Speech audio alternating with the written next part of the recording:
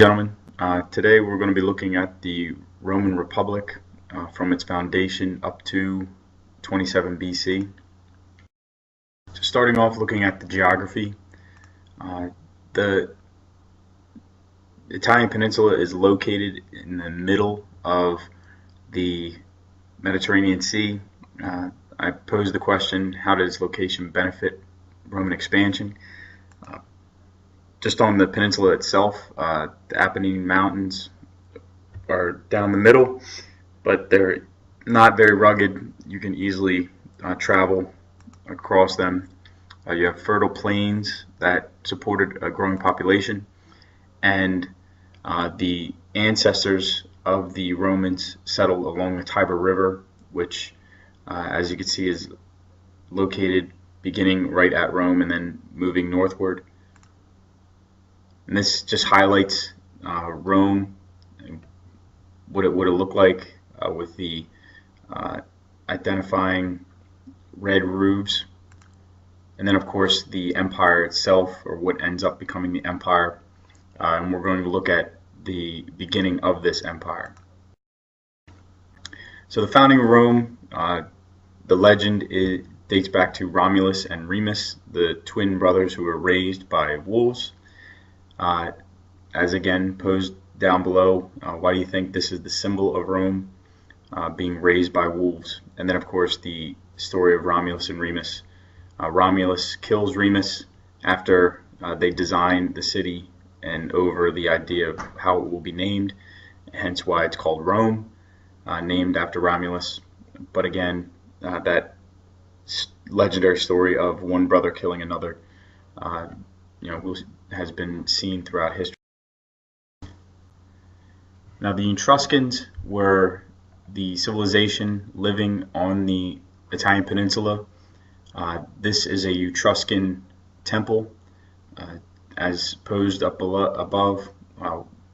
How can you see the Etruscan influence on the Roman temples later? The Etruscans, the Latins, and the Greeks all settled in this area, so this causes that cultural diffusion to occur. Now, with the rise of the power, the beginning of the state is around 600 BC. The establishment of the Forum is created. You have the temples, and then the Senate House by 500. You have the end of the monarchy, the overthrow of the monarchy, which the traditional date is 509. You have Brutus versus Tarquin, Cerberus, or the Arrogant. The overthrow of Tarquin allows for the establishment of the assembly and the creation of the consuls, which then run the government until Julius Caesar. And this again highlighting the landscape of Rome. Now, this is Rome under the empire, but the establishment of the Forum, which is up there in the closer to the top left corner, that is the first established, and that Roman Forum becomes the symbol of that power, and also the centralization of the government, because it's smack dab in the middle of Rome. Now, the struggle for the plebeians to gain political power begins around 494.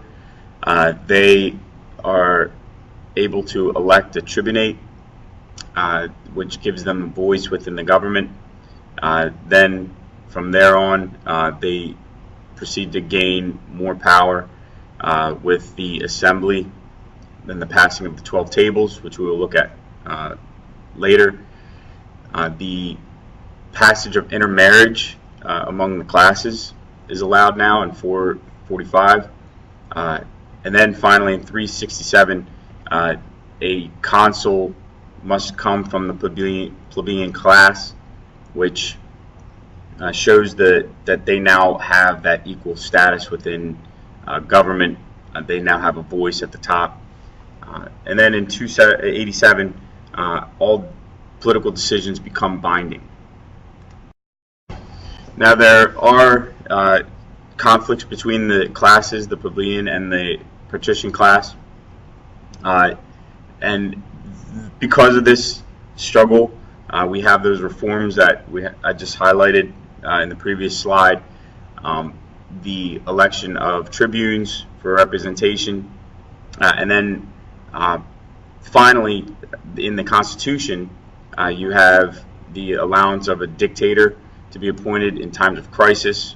We will look at this in just a moment, but that dictator being appointed during times of war allows for decisions to become to be made a little bit quicker because you have one man calling shots and not hundreds of men arguing over what to do next. Not just giving it to everybody. Now the social structure, the social hierarchy, you have the senatorial class or the patricians, you have the equestrians, which are also part of that patrician class. The equestrians now lend their name to the horses because they could afford horses. They made up the cavalry within the Roman military. You have the plebeians, the allies, and then finally the slaves at the bottom. Now with the Roman family, the paterfamilias, the family unit was very important within Rome. The father was in charge. It was a patriarchal society, so he called the shots. He kept order within the family, and it was expected.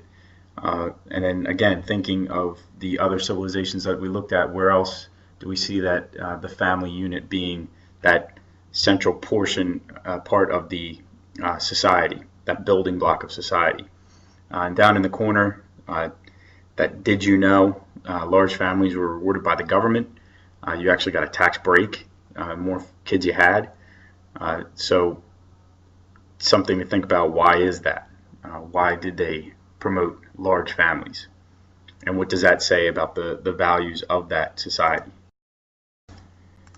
Now within the early republic, as stated before, the Senate was made up of the patricians. The assembly were made up of the plebeians, and then slaves, nothing. They had no say within government. And this is just to highlight what it would look like. The Senate with the white togas, sometimes lined with blue or purple, depending on their status within the Senate. The plebeians in their everyday garb, and then finally the slaves in their marked tunics. Now with the consuls actually had power and ran the government in times of peace, and again, dictators were appointed during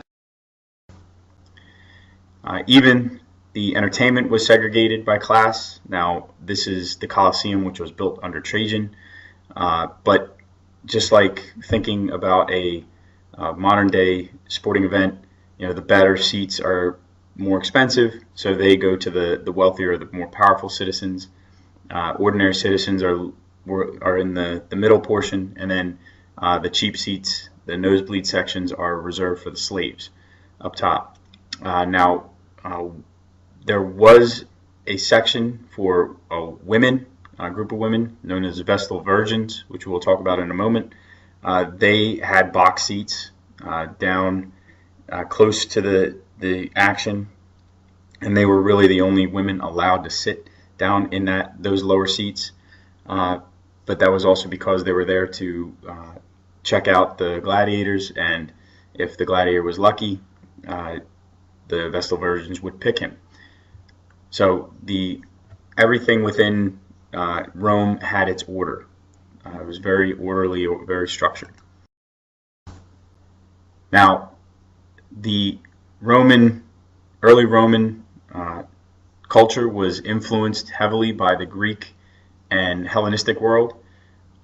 These are just examples, and as you can see, heavily Greek influenced, even down to the philosophies. We already looked at Epicurus and Stoicism, established by Zeno, but we also have Marcus Tullius Cicero, who is big within the political theory and political philosophy.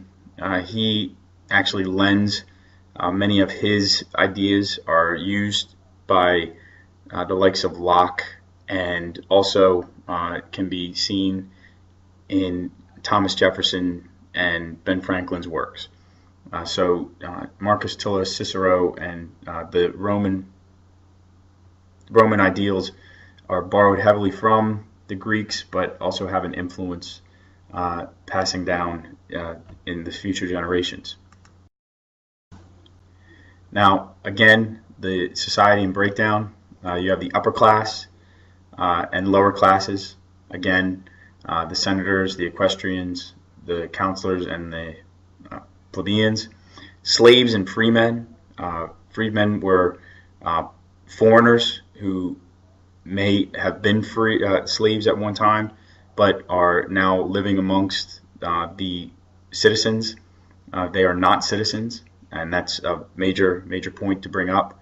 They do not have the rights of citizens, but they can work within the Roman society. Women could be educated. It depends on the father. Again, if the father wanted to donate that time to educate his daughter, he could. And many women had indirect political power.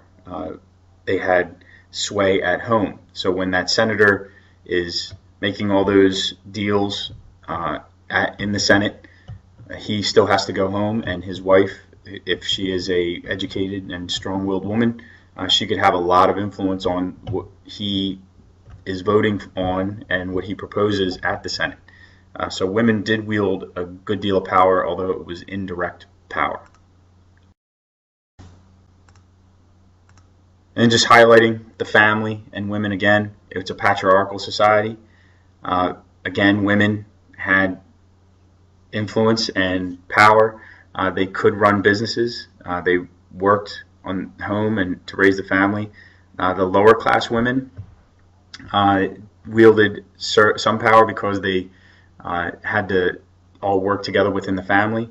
But the patrician women, many of them could be deemed equals to men, although not completely within society, and they had no say directly in politics. They could have those indirect powers, as we said. Now, with education, both boys and girls learned to read and write. It was a highly literate civilization. But again, it all depends on the father, on how far the female education went. If you were upper class, you could hire a Greek tutor to educate your child. That was seen as sort of status symbol.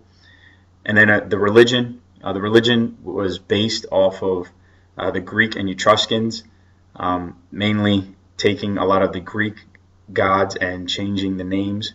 So you have Zeus becoming Jupiter, and so on and so forth. So you see that borrowing heavily from those earlier civilizations. And now with women, especially patrician women, they had elaborate hairstyles, and I posed the question, why would they have such elaborate hairstyles? And the reason for that is it meant that they didn't have to work in the fields. They had the time to sit there and get their hair done in these elaborate ways. So it was actually a status symbol to show that they didn't have to worry about working. And then with the homes, they were wide open, spacious. They had many of the regular amenities that we still have today. And then a little picture down below of what it would look like. Again, very open, very spacious. That nice little sunroof to let in that natural light. Now with the legions, the Roman army or the legions were made up of the plebeians. They made up the backbone of those Roman legions. They were the foot soldiers. They did all the hard work. So this now lends to those plebeian rights. Similar to the hoplite revolution in Greece. The plebeians, because they are doing a lot of the fighting and right on the front lines, they gain that equal status. Now with the expansion, it's the use of the legion. The legion was made up of 5,000 men. They fought without pay. They supplied their own weapons, but they did it because of loyalty to Rome, and also showing those values of courage and respect. Once they conquered a land, they allowed that land to maintain their own freedoms. The only thing was they had to pay taxes, supply soldiers, and on the religious side of things, they had to worship a Roman god, which many of these civilizations are polytheistic, so that was not a big deal in many ways to just add an extra god, especially just changing the name of a god who already exists to them. It's just in a different name. Some privileges were given to those conquered lands. Sometimes they were given full citizenship, depending on what they could provide for the empire. And then also partial citizenship was granted. Some were allowed to marry Romans and also trade. And with that partial citizenship, that trade was not taxed, and they could make a much larger profit. And this is just what a Roman legionnaire would have looked like, a foot soldier would have looked like. His shield and sword being two symbols of that. And then the breakdown, this is the bureaucratic system, the many offices and assemblies. Many of these names you could see what they were in charge of, and this also tells you that it was a very complex but also well organized society. And then again, with the religion, the Vestal Virgins, the legend is that if the fire in the temple burned out, then Rome would fall. So it was the Vestal Virgins' job to keep the fire going. They were very powerful women, although it was very dangerous also to be a Vestal Virgin, because if things went wrong in Rome, many times they were blamed for those problems. But this gave a lot of power to those women and a lot of say within society. And then, of course, the establishment of the censor. The censor recorded the population and monitored any immoral behavior. So that's actually where we get the idea of the word censor. And then just highlighting the type of behavior that would need censorship, that just to make sure that this wasn't going on all the time. And again, keeping Rome in order. Now with the government, this is just to highlight the offices of the government and how many were in, especially from the quaestors up. You see the plebeians gaining that kind of step into the government. And this is just a highlight what they would have worn, would have looked like, the lictor, the emperor, and the nobleman. Now for your assignment, I want you to take what we just covered, also what you are reading, and compare the Roman society to what we saw in the Moria. And you could just choose a couple categories, but try and see how they match up when it comes down to the social structure. Have a great night.